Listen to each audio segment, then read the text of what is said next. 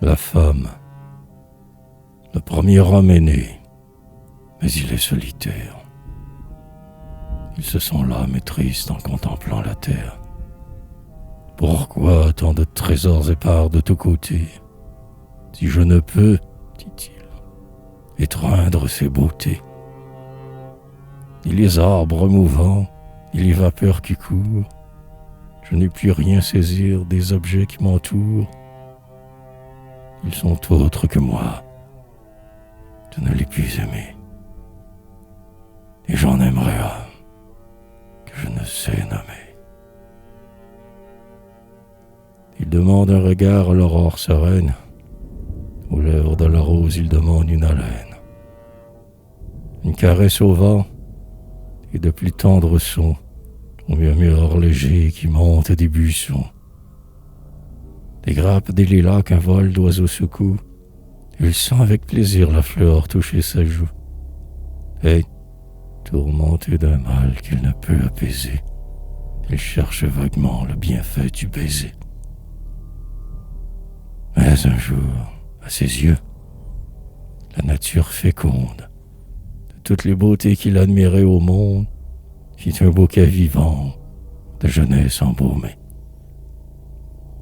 Ô femme, viens à moi, s'écria-t-il charmé. Femme, Dieu n'eût rien fait s'il n'eût fait que la rose. La rose prend un souffle et ta bouche est éclose. Dieu, de tous les rayons dispersés dans les cieux, concentre les plus doux pour animer tes yeux. Avec l'or de la plaine et le lustre de l'onde, il fait ta chevelure étincelante et blonde. Il forme de ton front la paix et la splendeur, avec un lit nouveau qu'il a nommé candeur, et du frémissement des feuilles remuées, du caprice des flots et du vol des nuées, de tout ce que la grâce de rude mouvement, il forme ta caresse et ton sourire aimant. Il choisit dans les fleurs les couleurs les plus belles, pour en orner ton corps mobile et frais comme elle. Et la terre n'a rien, ni l'ombre, ni l'azur, qu'on ne possède en toi plus brillant et plus pur.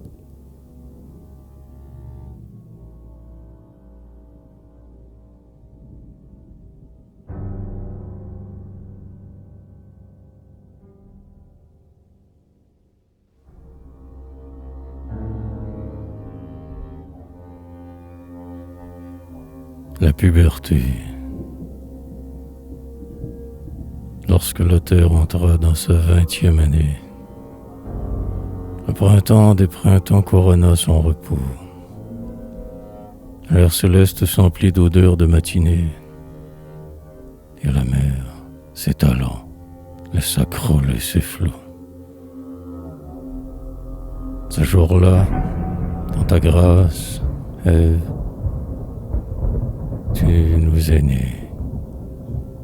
Depuis lors, comme un peuple innombrable d'échos, le couple, répétant ton baiser d'hyménée, célèbre le désir dans la pudeur éclos. Le cœur ne choisit pas la première qu'il aime, et n'importe son nom, sa foi, sa vertu même, son baiser c'est le tien qui renaît éternel. Nous te rêvons présente, éblouis que nous sommes, et la virginité de tous les jeunes hommes, c'est toi qui dans tes bras la remportes au ciel.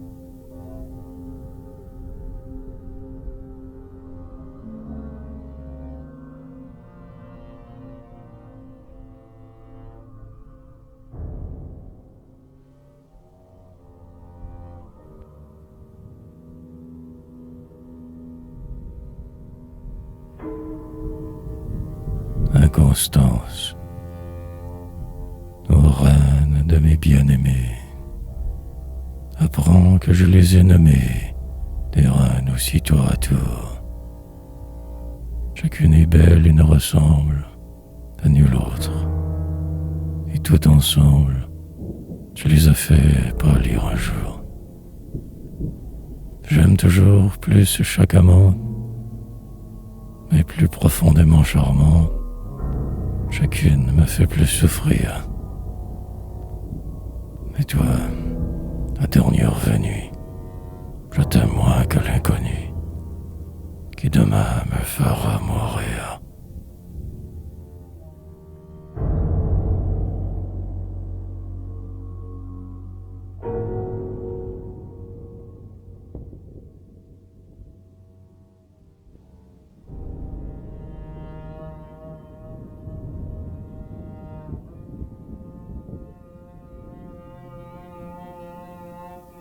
L'abîme,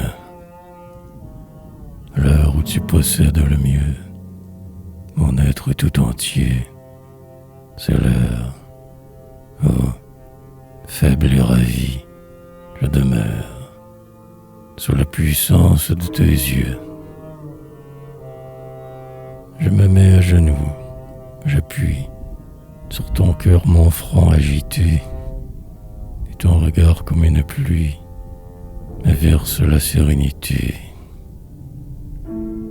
car je devine sa présence, je le sens sur moi promener, comme une subtile influence, et j'en suis comme environné. Te dirais-je quel est mon rêve? Je ne sais, l'univers a fui. Quand tu m'appelles, je me lève, égaré, muet, ébloui. Et bien longtemps, l'âme me chagrine. Je regrette, ennemi du jour, la douce nuit de ta poitrine, où je m'abîmais dans l'amour.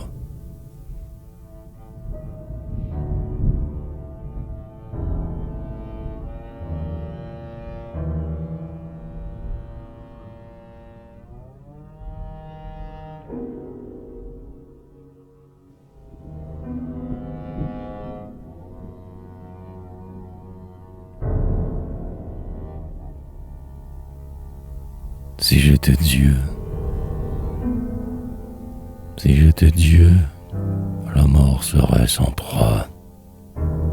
Les hommes seraient bons, j'abolirais l'adieu. Et nous ne verserions que des larmes de joie.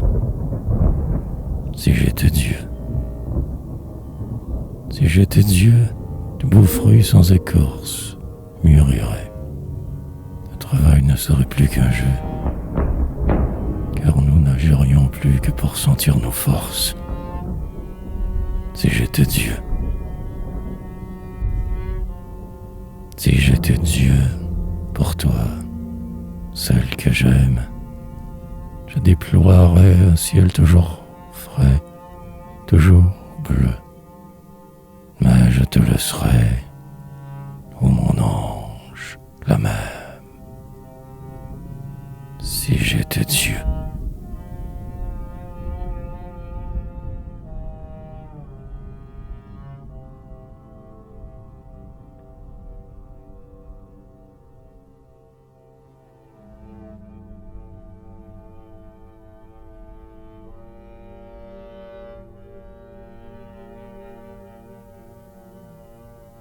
Devant un portrait,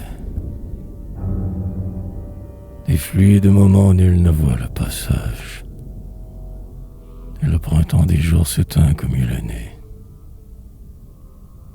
C'est insensiblement sur le fleuve de l'âge que la froide vieillesse un homme est entraîné.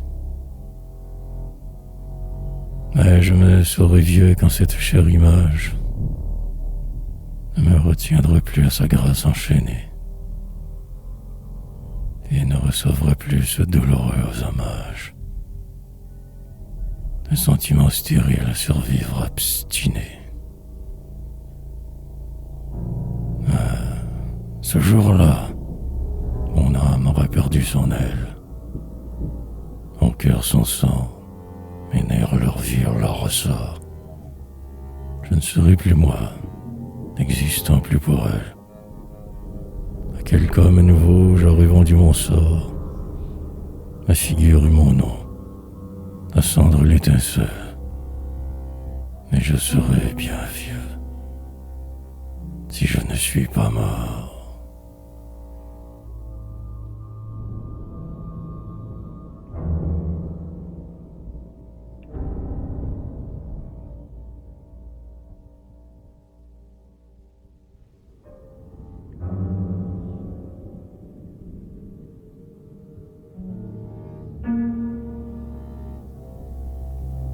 Le voici. Son heureux fiancé l'attend. Moi je me cache. Elle vient. Je l'épie en murmurant tout bas. Se rapproche. Le seul que son oubli m'arrache. Vous ne m'aimiez donc pas? Les voici tous les deux.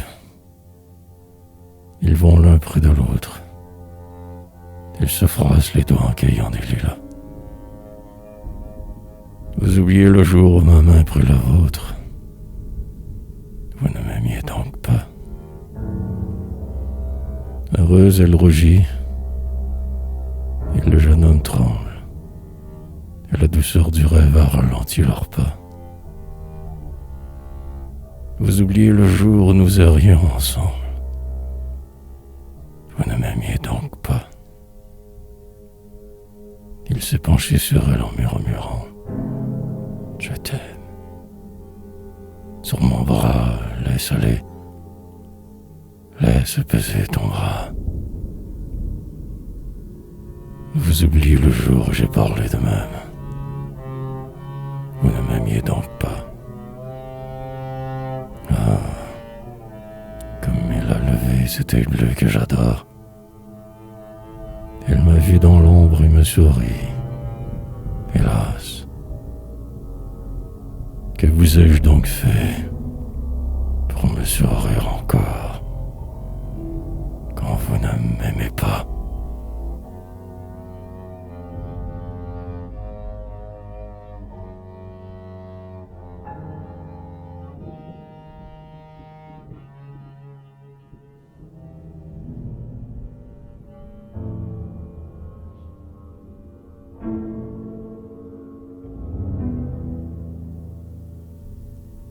Jalousie.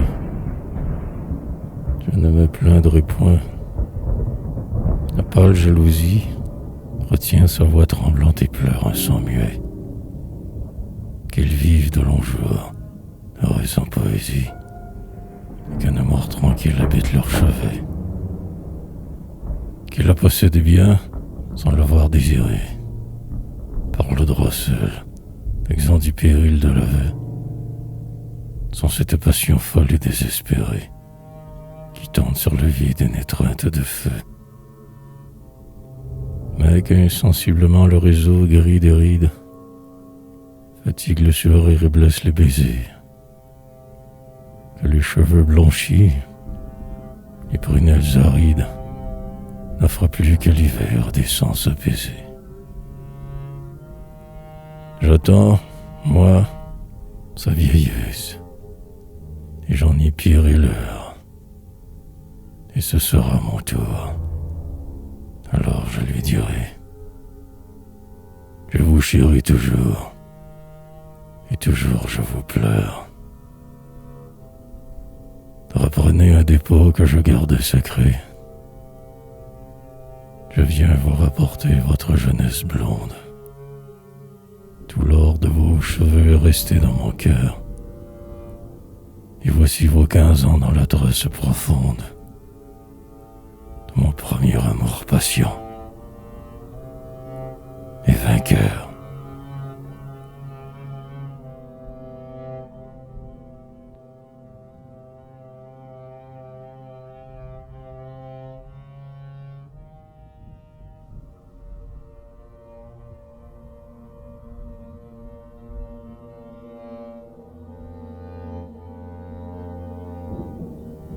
Si je pouvais aller lui dire: elle est à vous et ne m'inspire plus rien, même plus d'amitié. Je n'en ai plus pour cette ingrate, mais elle est pâle, délicate. Ayez soin d'elle par pitié. Écoutez-moi sans jalousie, car l'aile de ce fantaisie ne fait, hélas, que m'effleurer. Je sais comment ça me repousse, mais pour ceux qu'elle aime, elle est douce. Elle a fait jamais pleurer. Si je pouvais aller lui dire, elle est triste et lente à sourire, donnez-lui des fleurs chaque jour, des bleus plutôt que des roses. C'est l'offrande des moindres choses qui recèle le plus d'amour.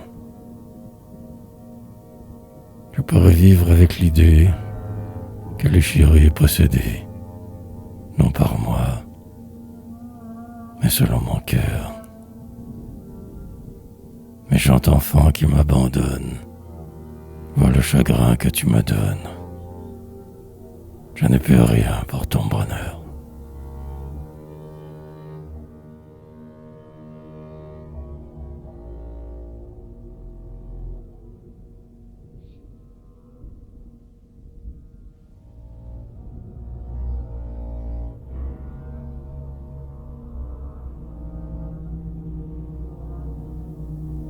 Sonnet. Le verre ne nous vient pas à toute heure et partout. Et vous ne savez pas combien l'épreuve est rude de mener sans malheur un sonnet jusqu'au bout, sur un feuillet d'album impitoyable et prude. Le plus chétif poète aimait chanter debout, seul et sans contenir sa jeune inquiétude, et dépouiller jamais la divine habitude d'apostropher son monde et de tutoyer tout. Laissez donc librement voler sa fantaisie, car s'il veut ici-bas goûter la poésie, il doit, l'infortuné, la dérober aux cieux. Mais vous, que cherchez-vous qui ne soit en vous-même? Quand on vous offrirait le plus exquis poème, on vous rendrait les vers qu'on a lus dans vos yeux.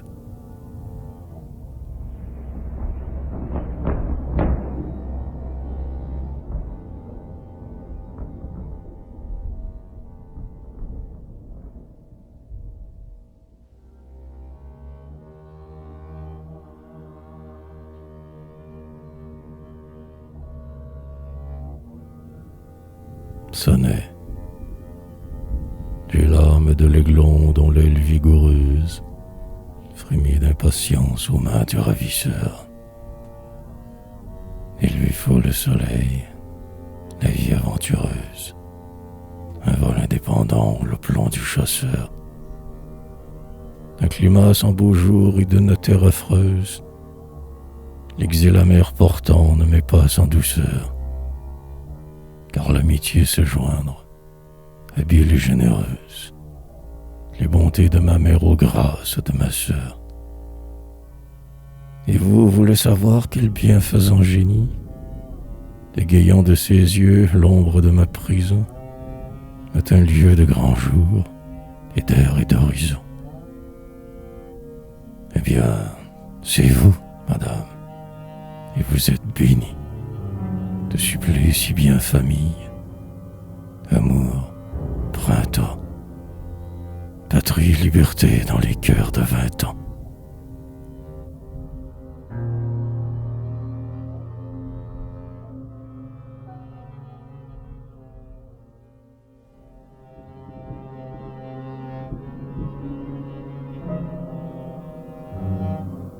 Sonnet. Il a donc tressailli votre adoré fardeau. Petit ange en vous a soulevé son aile. Vous vous êtes parlé, d'un berceau blanc l'appelle, et son imagerie dans les fleurs du rideau. Cet enfant serait doux, intelligent et beau, si chaque âme s'allume à l'âme maternelle, le cœur au feu du cœur et l'œil à la prunelle, comme un flambeau s'allume au toucher d'un flambeau. Ainsi chacun de nous porte son cher poème. Chacun veut mettre au monde un double de soi-même et déposer son nom, sa force et son amour. Le plus heureux poème est celui de la mer. La mer sans Dieu même achevé l'œuvre entière. N'attend qu'un an sa gloire et n'en souffre qu'un jour.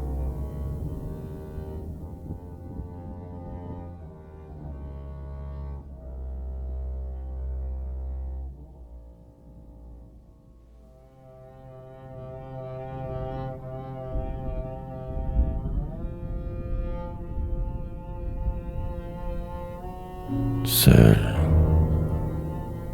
le bonheur suit sa pantérie, sans témoin, comme un ruisseau coule.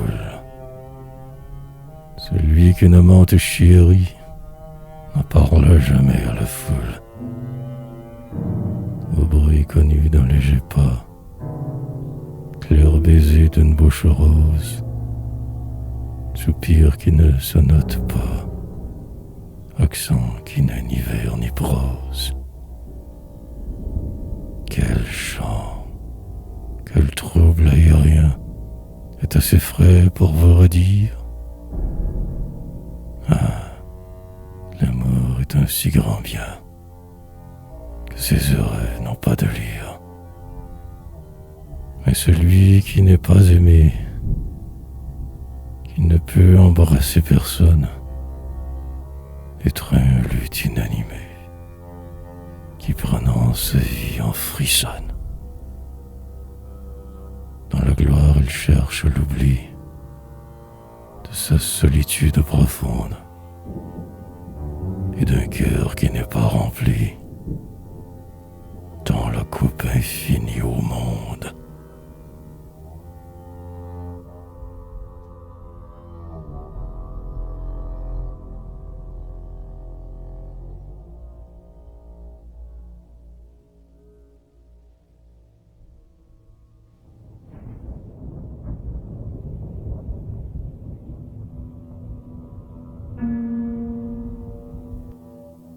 La Vénus.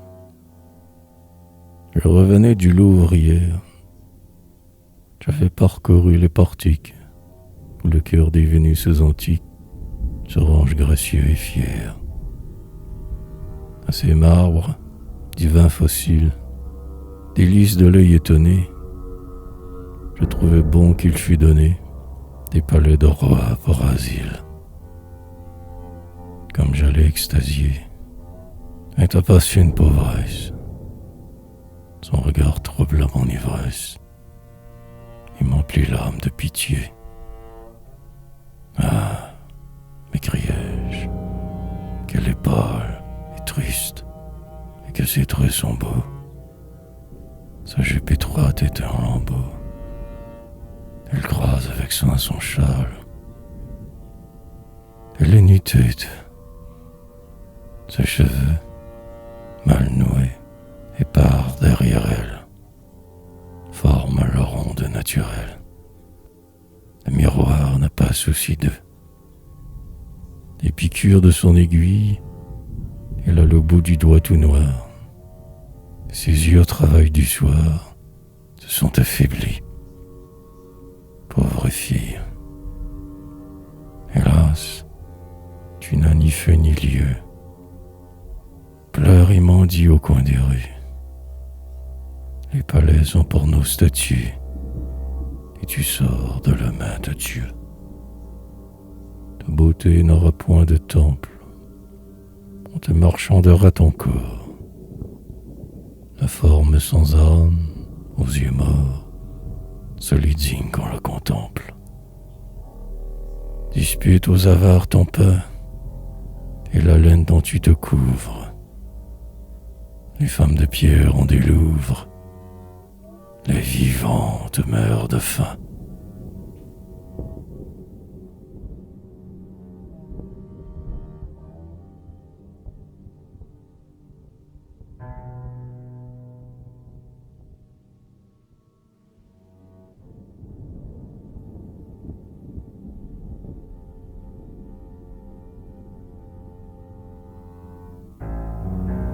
sonnait.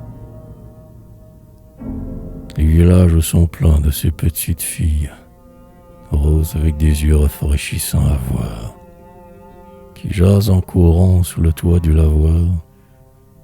Leur enfance joyeuse enrichit leur guenille. Mais elles vont bientôt se courber et s'asseoir, servent du champ pénible et des vives aiguilles. Les vierges ne sont pas, dans les pauvres familles, des colombes qu'un grain nourrit de l'aube un soir. Oh mort, puisqu'une fois tu leur permis de naître, laisse-les vivre en paix leurs 15 ans pour connaître tes premières amours, là ravissant et froid. Puis tout à coup prends-les tout ensemble, ô mort. Paris les compte, il les guette, et je tremble que mon propre baiser ne les perde avant toi.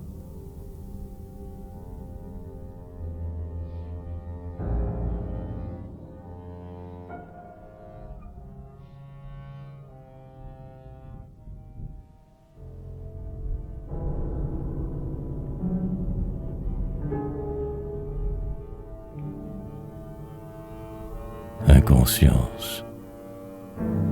Cette femme a souri quand j'ai passé près d'elle. C'est elle qui je suis. Et si j'étais sans foi, sans honneur, sans amour, sans la moindre étincelle de cœur ni d'âme, elle eût encore souri pour moi. Funeste et ravissante, un inconnu qui passe, sa bouche offre un baiser de poison et de miel, et ses yeux bleus, mêlés d'impudeur et de grâce, provoquent la honte avec l'azur du ciel. Ne vous vantez jamais, ô femmes, d'être belles, car ce n'est pas à vous que l'homme en fait honneur. Le jour pur et lointain qui luit dans vos prunelles ne prend pas sa lumière au feu de votre cœur. Vous ignorez le beau dont vous portez la trust. Ce que disent vos yeux, vous ne le savez pas. Leur langage n'est pas cette irritante audace qu'un vaniteux miroir leur enseigne tout bas. Vous songiez au plaisir, à quelque absurde fête, au moment où vos corps nous ont manifesté, dans les pas et la taille et le port de la tête, cette divine aisance et cette majesté. N'ayez jamais d'orgueil de la douleur des hommes, quand vous les avez vus pleurer à vos genoux. Dieu, l'idéal rêvé, vaut la peine où nous sommes. Il sait bien que c'est lui qui nous tourmente en vous.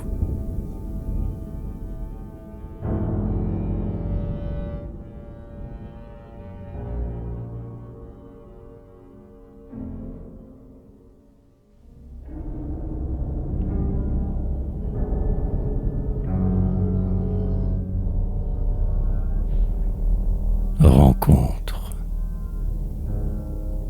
Je ne te raille point, jeune prostituée. Ce va l'œil provoquant, le pied galant et prompt, à travers le sarcasme et l'ignoble huée. Ton immuable rire est plus fort que l'affront. Et moi, je porte au bas le masque de mon front. Vivez, l'âme d'amour avait tant dénué. Mondier des regards dans la blanche nuée, des vierges dont jamais les cœurs ne choisiront.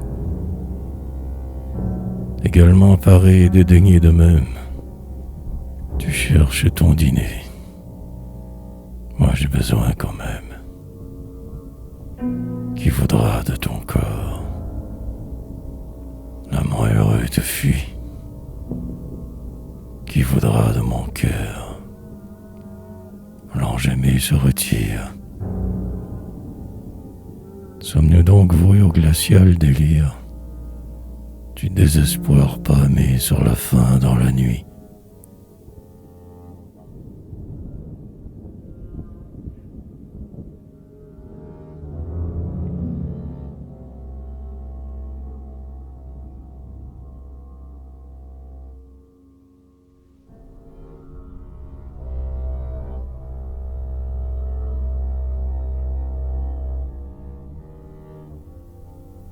Hermaphrodite.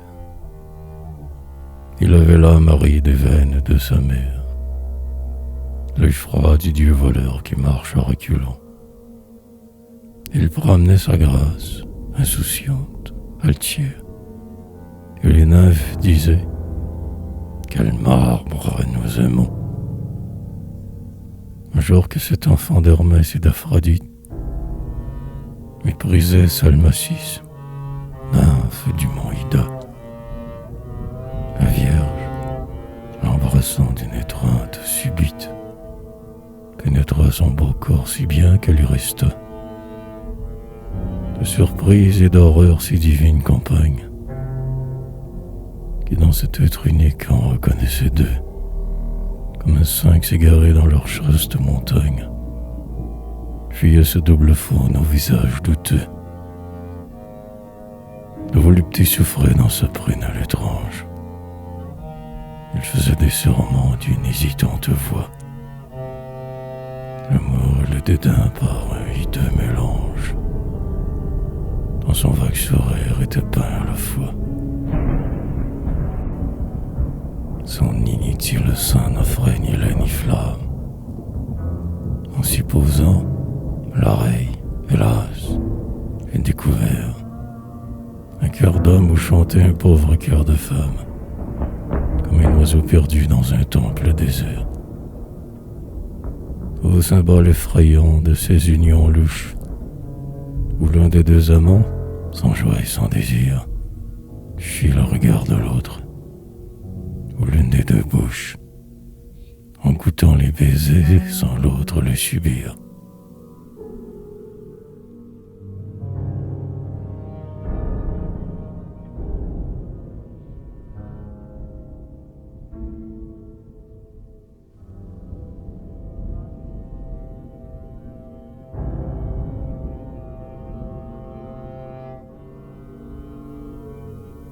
Plus tard, depuis que la beauté, laissant tomber ses charmes, n'a plus offert qu'un marbre à mon désir vainqueur, depuis que j'ai senti mes plus brûlantes larmes rejaillir froid dans mon cœur, à présent que j'ai vu la volupté malsaine fléchir tant de beaux fronts qui n'ont pu se lever, que j'ai vu parfois luire un enfer obscène dans des yeux qui m'ont fait rêver. La grâce me désole. Et si, pendant 1 heure, le mensonge puissant des caresses m'endort, je m'éveille en sursaut, je m'en arrache et pleure. Plus tard, me dis-je, après la mort, après les jours changeants sur la terre éternelle, quand je serai certain que rien n'y peut finir, quand le temps, hors d'haleine, aura brisé son aile sur les confins de l'avenir. Après les jours fuyants, vous voyez la souffrance, et quand aura grandi comme un soleil meilleur, le point d'azur qui tremble au fond de l'espérance, au bas du ciel intérieur, quand tout aura son lieu, parce qu'enfin toute chose, après le flux si long des accidents mauvais, pure, belle et complète, ayant tari sa cause, vivra jeune et stable à jamais. Alors, je t'aimerai sans retour sur la vie, sans régler le présent des regrets du passé, épouse que mon âme aura tant poursuivi, et tu me tiendras embrassé